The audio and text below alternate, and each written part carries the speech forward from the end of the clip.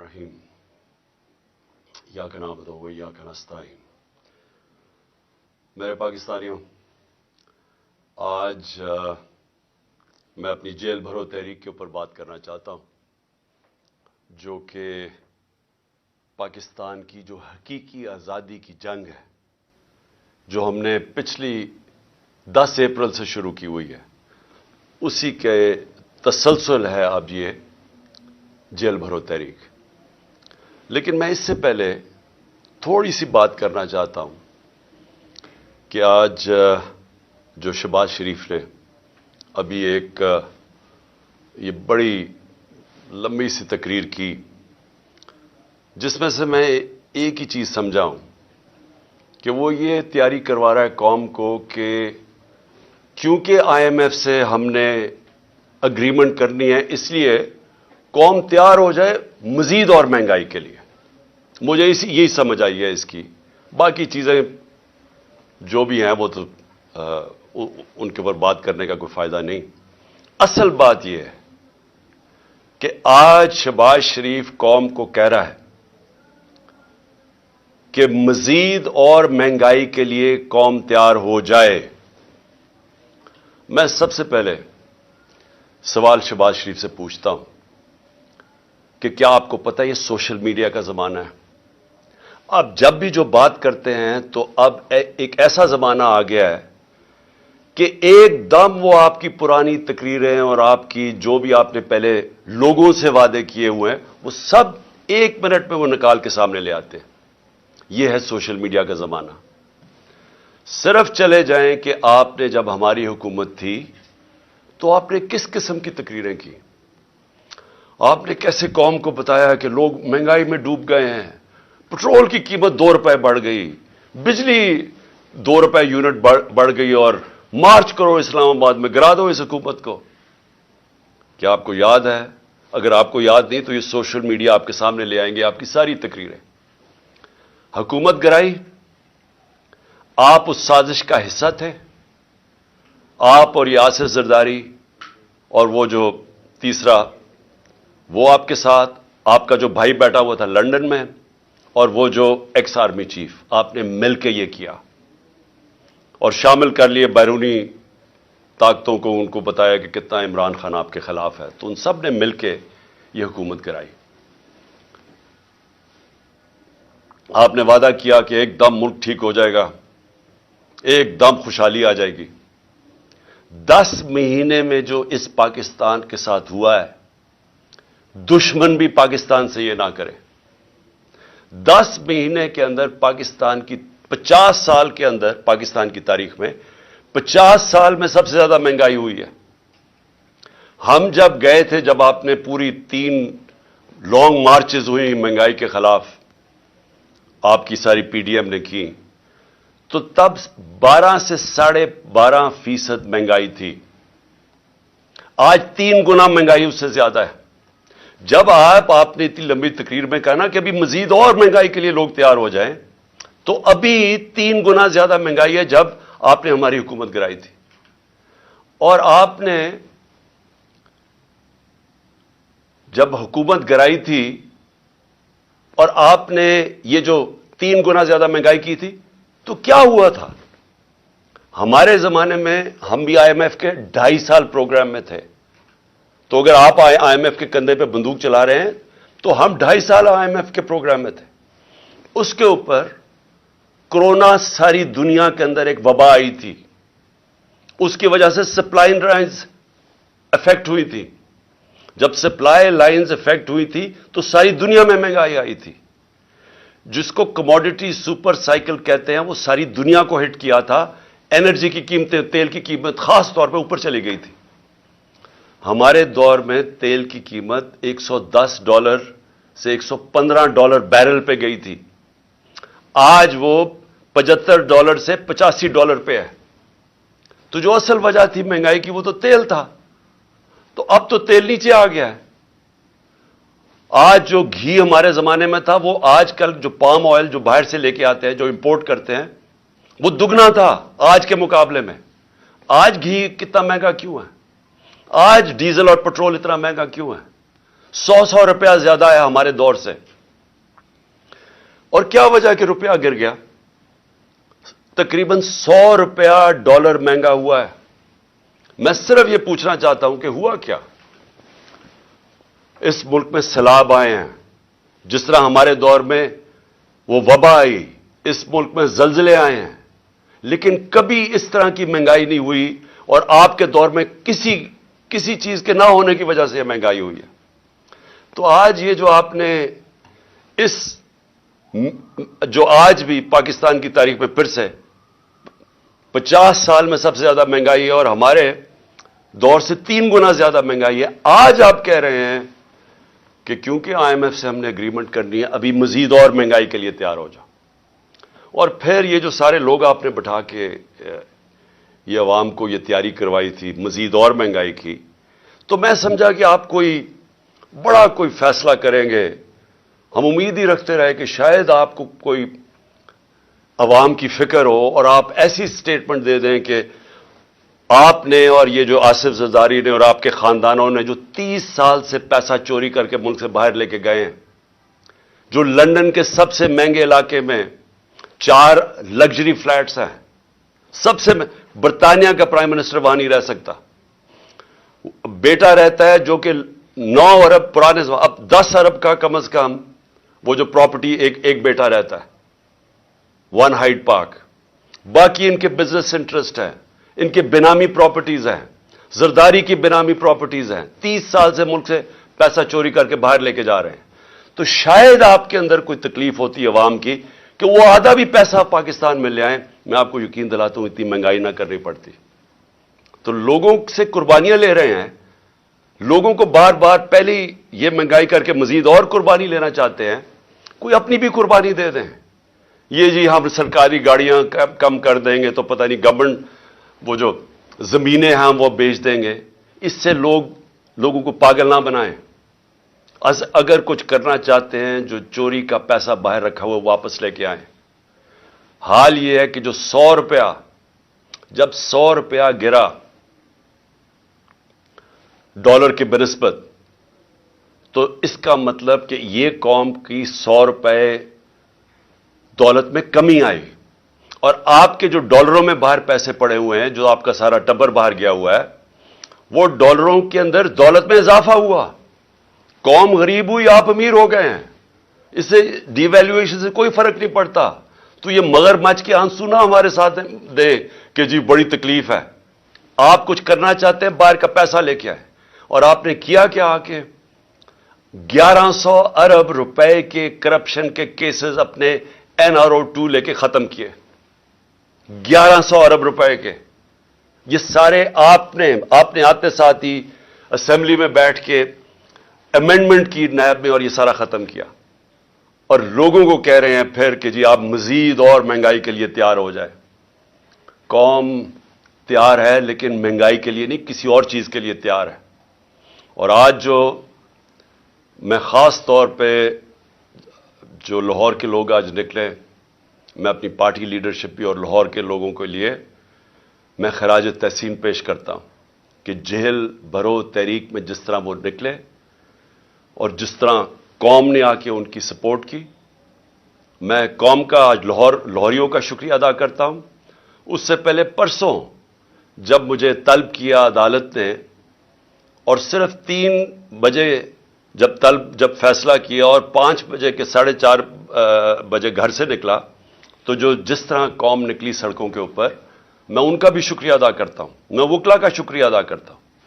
ये जो क्या आपके सामने नजर आ रहा है, ये शहबाज शरीफ है, देख लो। ये कौम आज इनकलाब के लिए तैयार है। इनको इस तरह की गोलियां अब वो नहीं लेंगी कि अपने इश्तिहारात में तस्वीरें दे दे के दोनों भाइयों की तस्वीरें कि जी सारी तरक्की इश्तिहारात में हुई, अरबों रुपए के कौम के पैसे के अपने पब्लिसिटी के देने के लिए। इससे अब कौम बेवकूफ नहीं बनेगी। कौम ने अपना फैसला कर लिया है। कौम सड़कों के ऊपर आने के लिए तैयार है। मैंने जब से मेरी हुकूमत गई, मैंने तब फैसला किया कि मुल्क के हालात ऐसे नहीं कि मैं अपने मुल्क में कोई नुकसान पहुंचाऊं अपने मुल्क को। میں نے ساری جو اپنی جدوجہد کی 10 اپریل کے بعد وہ ساری آئین اور قانون کے بیچ میں کی. ہماری پوری کوشش یہ تھی کہ ہمارے ملک کو ہماری جدوجہد سے نقصان نہ پہنچے, ہماری حقیقی آزادی کی جدوجہد سے. کہ جس طرح غداری کی گئی اس قوم سے, جو میر جعفر اور میر صادق اس قوم کے تھے, جنہوں نے ملک کو ایک چلتی ہوئی اکانومی کو گرا کے اور آج گھٹنوں پہ کھڑا کر, پاکستان گھٹنوں پہ ہے. آج ہم IMF بلکہ کسی بھی دنیا کی اب طاقت کے سامنے, جب ملکی بینکرپٹ ہو گیا تو ہم کیا بات کر سکتے ہیں؟ یہ آپ کی اور آپ غداروں کی ذمہ داری ہے. آپ ذمہ دار ہیں اس کے کہ جنہوں نے اس ملک کو آج یہاں کھڑا کیا ہے. انڈسٹری بند ہو گئی ہے, ہر روز لوگ بے روزگار ہو رہے ہیں. فیصلہ آباد جا کے دیکھیں, جدھر مزدور نہیں ملتا تھا آج وہاں حالات دیکھیں. ایک طرف بے روزگاری بڑھ رہی ہے, دوسری طرف مہنگائی بڑھ رہی ہے. اس کا کون ذمہ دار ہے؟ اس کے آپ اور آپ کے سہولت کار جنہوں نے یہ سازش کی تھی, آپ ذمہ دار ہیں.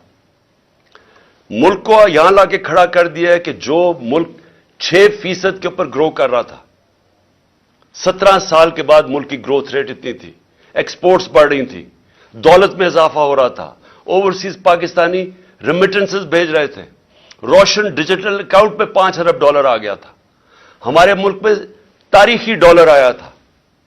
اور اس ٹائم پہ 50 لاکھ ہم نے نوکریاں دی تھی. اور اس کے باوجود کہ دنیا کے اندر ایک عالمی مہنگائی آئی تھی اور وہ امپورٹ ہو رہی تھی, اس کے باوجود ہم روک کے رکھے ہوئے تھے. ہم نے پوری کوشش کی عوام پہ زور نہ پڑے. اس گورنمنٹ کو گرا کے آج پاکستان کو ادھر کھڑا کیا ہے. میں یہ سمجھتا ہوں کہ یہ تقریباً ایسے لگتا ہے کہ سازش تھی پاکستان کے خلاف. اور یہ جو میری حقیقی آزادی کی جو تحریک ہے وہ ملک کو اس طرح کے غداروں سے آزاد کرنے کے لیے. ہمارا مقصد کیا ہے؟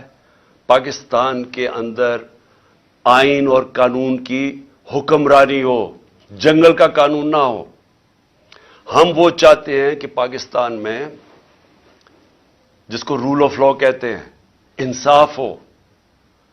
ہمارے ساتھ جو کیا گیا جب سے ہماری حکومت گرائی, ہر قسم کا حربہ استعمال کیا گیا ہمارے خلاف.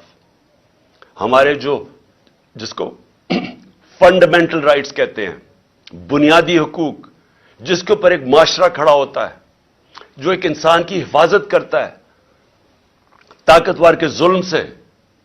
جو ایک حکومت جب غلط کام کرے تو ایک آئین اس کے بنیادی حقوق کی حفاظت کرتا ہے, وہ ختم کیے گئے. جو 25 مئی کو ہوا, لوگوں کے گھروں میں گھس گھس کے انہوں نے لوگوں نہ چادر نہ چار دیواری کا سوچا, لوگوں کے اوپر جو ظلم کیا, نہ عورتوں کے دیکھے.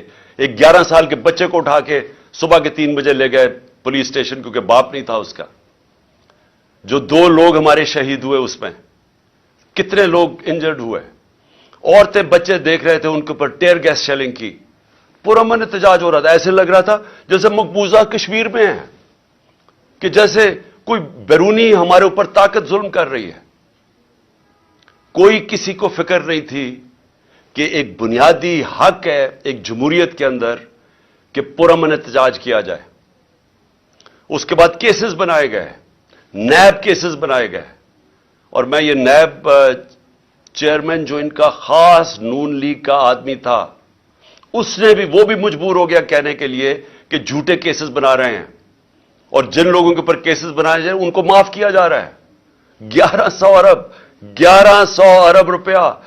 آپ کو پتا ہونا چاہیے کہ ہمارے 3 سال میں, 3.5 سال میں 480 ارب روپیہ نیب نے ریکور کیا, جو پاکستان کے خزانے میں آیا. 480 ارب روپیہ 3.5 سالوں میں. 1100 ارب روپیہ مزید اور آنا تھا, انہوں نے سب معاف کروا لیا. اور پھر لوگوں کو کہتے ہیں جی مزید اور تیار ہو جائے مہنگائی کے لیے. ہمارے فنڈامنٹل رائٹس نہ انہوں نے اس کی فکر کی. نیب, FIA, جس طرح کے ہر دوسرے دن کیسز, میرے اوپر 70 FIRs کاٹی ہیں, کوئی فکر نہیں ہے, جتنی مرضی کریں. اس لیے ہم نے یہ جیل بھرو تحریک کا لوگوں کا خوف اتارنے کے لیے, خوف کی زنجیر توڑنے کے لیے, کہ یہ جو خوف دیتے ہیں نا ہم جیل میں ڈال دیں گے, पूरी कर लो अपना शौक। देखा जिस तरह आज लोग निकले हैं, सारी हमारी लीडरशिप ने खुद लीड फ्रॉम द फ्रंट किया। उन्होंने कहा हम तैयार हैं जेलों के लिए। हमने 200 लोग तैयार किए थे, हजारों लोग तैयार हो गए जेलों में डालने के लिए। वो पुशार से मुझे कॉलें आ रही हैं कि जी 200 का ना बताएं, हम तैयार बैठे हैं, कल लीडरशिप तैयार बैठी है, हजारों लोग तैयार बैठे हैं जेलों में जाने के लिए। पिंडी से कॉलें आ रही हैं, हम तैयार बैठे हैं। पाकिस्तान तैयार बैठा है, क्योंकि पाकिस्तानी तंग आ चुके हैं।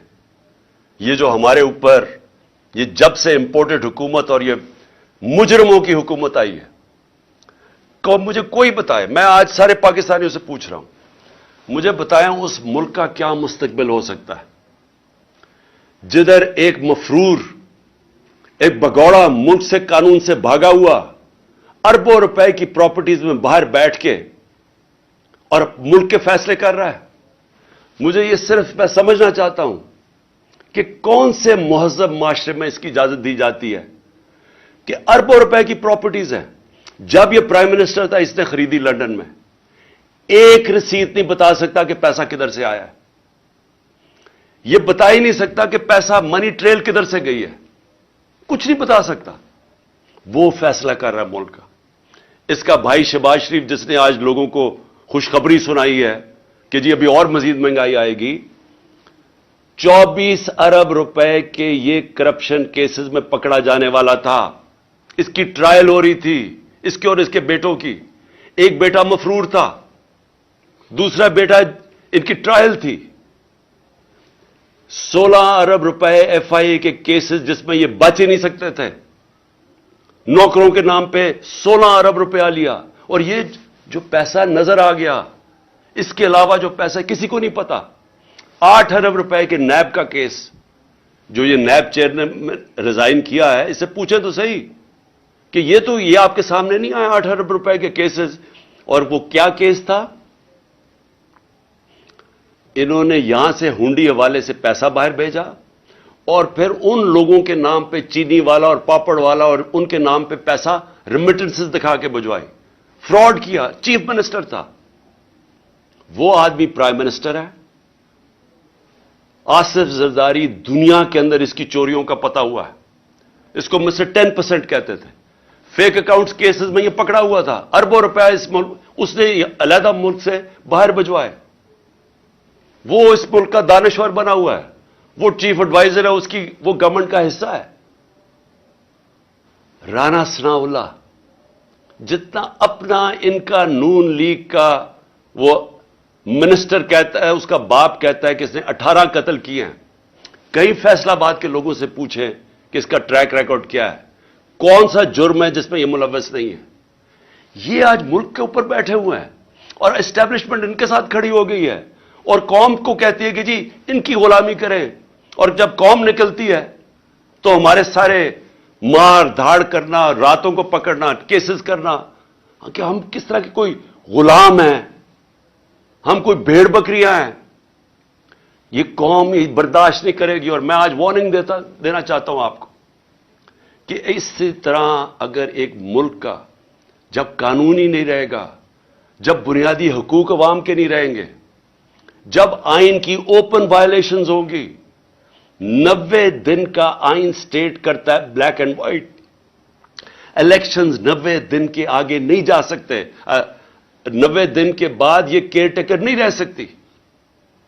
पहले तो शर्म की बात है कि उस बददियानतदार इलेक्शन कमीशन, जो चीफ इलेक्शन कमिश्नर है, और इंशाल्लाह इसके ऊपर आर्टिकल 6 लगना चाहिए, वो चीफ इलेक्शन कमिश्नर ने जिस तरह की 2 केयर टेकर गवर्नमेंट बनाई है। केयर टेकर का मतलब होता है न्यूट्रल केयर टेकर। ये इस तरह है कि यहां शहबाज शरीफ हुकूमत कर रहा है और उधर फजलुर रहमान हुकूमत कर रहा है पख्तूनख्वा की। सारे अपने लोग बैठा के, वो पुलिस वाले, मैं फिर से कहना चाहता हूं और मैं वो पुलिस वालों को बताना चाहता हूं जिन्होंने हमारे ऊपर यहां जुल्म किया था 25 मई को। इंशाअल्लाह जो मर्जी ये कर ले, हुकूमत तो आनी है हमारी।